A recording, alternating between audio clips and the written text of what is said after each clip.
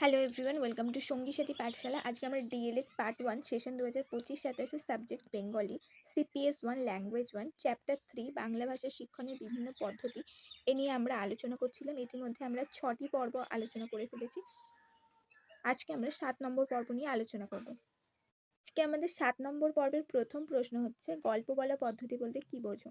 বিগত পর্বে আমরা ছড়া পদ্ধতি সম্পর্কে জেনেছি ও অন্যান্য পদ্ধতিগুলো আমরা আগের 6টি পর্বে আলোচনা করেছি। অবশ্যই সেগুলো চ্যানেলে ভিজিট করে দেখে নিও।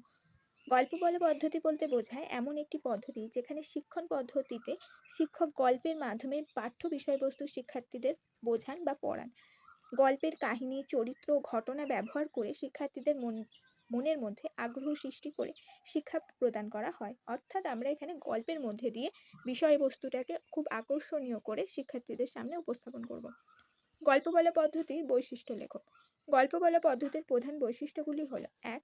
শিক্ষণ হয় আনন্দময় ও আকর্ষণীয়। গল্প শুনতে শিক্ষার্থীরা খুব পছন্দ করে বা ছোট বাচ্চারা পছন্দ করে, তাই বিষয়টা তাদের কাছে আনন্দময় হয় এবং বিষয়টি আকর্ষণীয় হয়। কল্পনা শক্তির বিকাশ ঘটে। গল্পের যদি ভাষার সাবলীলতা থাকে, ভাষার মাধুর্য থাকে, ভাষার মধ্যে যদি আকর্ষণীয়তা শিক্ষক তৈরি করতে পারে, স্বরের ভঙ্গি পরিবর্তন করতে পারে, তাহলে তার শিক্ষার্থী কল্পনা শক্তি বিকাশ ঘটবে। ভাষা শেখা সহজ হয়, শিক্ষার্থীর মনোযোগ বৃদ্ধি পায়, নৈতিক শিক্ষার সুযোগ থাকে। পরের প্রশ্ন হচ্ছে, গল্প বলা পদ্ধতিতে শিক্ষাদানের উদ্দেশ্য কি? গল্প বলা পদ্ধতিতে শিক্ষাদানের উদ্দেশ্য হলো: 1. শিক্ষার্থীর ভাষা দক্ষতা বৃদ্ধি করা। অর্থাৎ গল্প বলার মধ্যে দিয়ে শিক্ষার্থীর শ্রবণ দক্ষতা বিকাশ ঘটবে, ফলে তার ভাষার শব্দ ভাণ্ডার বৃদ্ধি পাবে। নেক্সট হচ্ছে, নৈতিক ও মূল্যবোধের শিক্ষা দেয়। প্রত্যেকটা গল্পে কিছু একটা মূল্য বা নৈতিকতা থাকে, সেটা শেখে শিক্ষার্থী। কল্পনা শক্তি, চিন্তা শক্তির বিকাশ ঘটে। পরিবেশ পরিস্থিতি এবং গল্পের ধরন শিক্ষার্থীকে অন্য একটি জগতে নিয়ে যায়, সে নিজেও বিষয়টিকে অনুভব করে এবং তার নিজেরও নতুন বিষয় ভাবতে শিখতে ইচ্ছা জাগে। নেক্সট হচ্ছে, পাঠের প্রতি আগ্রহ সৃষ্টি হয়, শ্রবণ ও বোধগম্যতার দক্ষতা বৃদ্ধি পায়। পরের প্রশ্ন হচ্ছে, গল্প বলা পদ্ধতিতে শিক্ষকের ভূমিকা আলোচনা করো। গল্প বলা পদ্ধতিতে শিক্ষককে মূল উপস্থাপক হিসাবে থাকতে হয়, কারণ এখানে শিক্ষক বিষয়টিকে শিক্ষার্থীর সামনে উপস্থাপন করে। গল্পটি সুন্দরভাবে উপস্থাপন করতে হয়, কণ্ঠস্বর ও ভঙ্গি পরিবর্তন করতে হয় ক্রমশ। শিক্ষার্থীদের অংশগ্রহণকে উৎসাহিত করতে হয়, বারবার তাদেরকে প্রশ্ন করে গল্পের মধ্যে তারা বিষয়টি আদৌ শুনছে কিনা, আদৌ বিষয়টি তাদের ভালো লাগছে কিনা সেটি বোঝার চেষ্টা করতে হয়। গল্পের শিক্ষার মূল্য স্পষ্ট করতে হয়, যে গল্পের মধ্যে দিয়ে আমরা যে বিষয়বস্তুটি শেখাতে চাইছি সেটা ঠিকভাবে শিক্ষার্থীর কাছে স্পষ্ট হচ্ছে কিনা সেটাও বুঝতে হয়।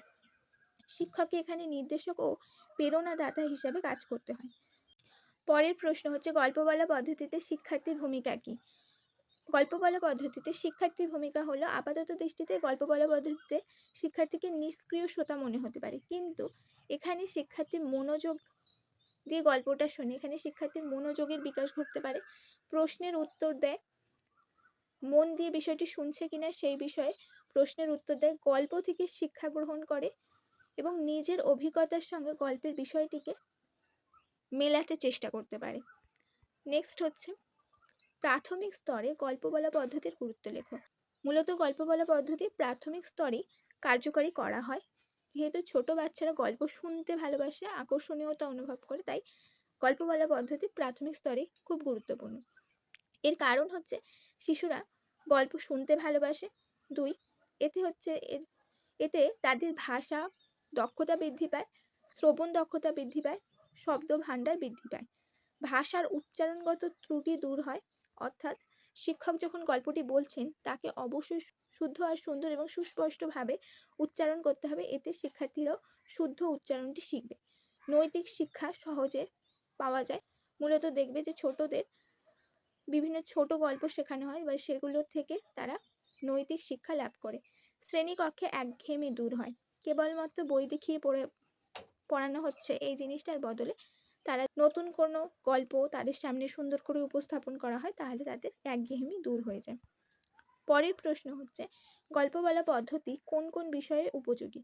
গল্প বলা পদ্ধতি বিশেষভাবে উপযোগী বাংলা ভাষা শিক্ষায়, বা যে কোনো ভাষা শিক্ষার ক্ষেত্রে, নৈতিক শিক্ষা, পরিবেশ শিক্ষা, সমাজ বিজ্ঞানের জীবনী ও ঐতিহাসিক কাহিনী শিক্ষার ক্ষেত্রে গল্প বলা পদ্ধতি অত্যন্ত গুরুত্বপূর্ণ এবং কার্যকরী। পরের প্রশ্ন হচ্ছে, গল্প বলা পদ্ধতি কেন শিশুকেন্দ্রিক বলা হয়? গল্প বলা পদ্ধতিতে শিশুর আগ্রহ, কল্পনা ও মনোযোগকে গুরুত্ব দেওয়া হয়।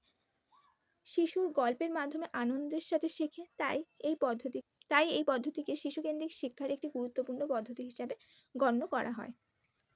নেক্সট প্রশ্ন, গল্প বলা পদ্ধতির সুবিধাগুলি লেখুন। গল্প বলা পদ্ধতির সুবিধা হলো: 1. পাঠ আকর্ষণীয় হয়। 2. শেখা সহজ ও স্থায়ী হয়, দীর্ঘস্থায়ী হয়। গল্পটা যদি ভালো হয় তাহলে শিক্ষার্থী গল্পটা অনেক দিন ধরে মনে রাখতে পারবে। নৈতিক ও সামাজিক শিক্ষা দেয়, ওই যে গল্পটা বলা ভঙ্গি, কতটা সুন্দরভাবে বলা হচ্ছে, কি কি বিষয়গুলো তার মধ্যে ইনক্লুড করা হচ্ছে, সেগুলো থাকলে বিষয়টি কতটা সুস্পষ্ট হচ্ছে শিক্ষার্থীদের কাছে, তাহলে তাদের যে শিক্ষাটা সেটাও তাদের কাছে গুরুত্ব পাবে, সহজে তারা শিক্ষাটা অনুভব করবে এবং শিক্ষাটা দীর্ঘস্থায়ী হবে। ভাষার 4টি দক্ষতা শ্রবণ, কথন, পঠন, লিখন বিকশিত হয়। শিক্ষার্থীর চাহিদা, আগ্রহ, রুচি অনুযায়ী পাঠদান হয়, এটি মনোবিজ্ঞান ভিত্তিক পাঠদানের রূপ। শিক্ষার্থীদের কল্পনা শক্তি বাড়ে, সৃজনশীলতার বিকাশ ঘটে এই গল্প বলা পদ্ধতির মধ্যে দিয়ে। পরের প্রশ্ন হচ্ছে, গল্প বলা পদ্ধতির অসুবিধাগুলি লেখো। গল্প বলা পদ্ধতির কিছু অসুবিধা লক্ষ্য করা যায়। 1. সব বিষয় গল্পের মাধ্যমে শেখানো যায় না। মাতৃভাষা, ইংরেজি, সমাজবিজ্ঞান এই সমস্ত বিষয়গুলি, ইভিএস, এগুলো গল্প বলার মধ্যে দিয়ে করানো গেলেও সব বিজ্ঞান বা অন্য সাবজেক্টগুলো, অঙ্ক কখনোই তুমি গল্প বলা পদ্ধতির মধ্যে দিয়ে করতে পারবে না। শিক্ষকের দক্ষতা না থাকলে বা দক্ষ না হলে এই পদ্ধতি কার্যকর হয় না। শিক্ষকের যদি গল্প তৈরি করা এবং গল্প বলার ভঙ্গি ভালো না জানা থাকে তাহলে গল্প বলা পদ্ধতি কার্যকর হবে না। সময় বেশি লাগে। উচ্চ স্তরের শ্রেণীকক্ষে, মানে আপার প্রাইমারির ওপরে, এদের ক্ষেত্রে কিন্তু গল্প বলা পদ্ধতি কার্যকর হয় না। প্রাইমারির উপরেই অনেক ক্ষেত্রে কার্যকর হয় না। গল্পের বিষয়বস্তু অত্যন্ত বিচক্ষণতার সাথে নির্বাচন করতে হয়। যা ইচ্ছা গল্পের বিষয়বস্তু নির্বাচন করা যায় না। এমন কিছু বিষয়বস্তু নির্বাচন করতে হবে যা তুমি যে পাঠ্য বিষয়টি পড়াতে চাইছো সেটার সাথে সম্পর্কিত হয়। এই ছিল গুরুত্বপূর্ণ প্রশ্ন উত্তর। এই চ্যাপ্টারটা আজকে আমাদের শেষ হয়ে গেল। অবশ্যই আগের চ্যাপ্টার এবং আগের প্রশ্ন উত্তরগুলো দেখে নিও চ্যানেলে ভিজিট করে।